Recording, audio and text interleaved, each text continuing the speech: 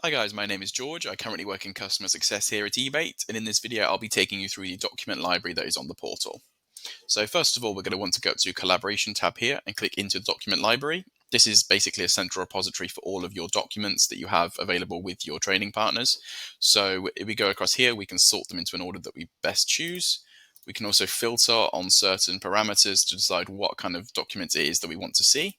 And across here, we can just manually search for them. So if we just type in that document name, here it appears. In order to actually maintain your documents, we will go back up to the Collaboration tab and click into Document Management. On this tab, we're able to edit any documents.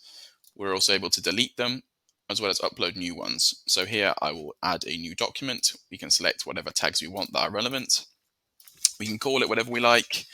The document company is basically the company that this document would relate to. In this case, we will choose Acme. We can see who this is visible to. We will choose customers. And the document category can basically be whatever the document actually is. So for this, say we're uploading a price list, we will choose price list.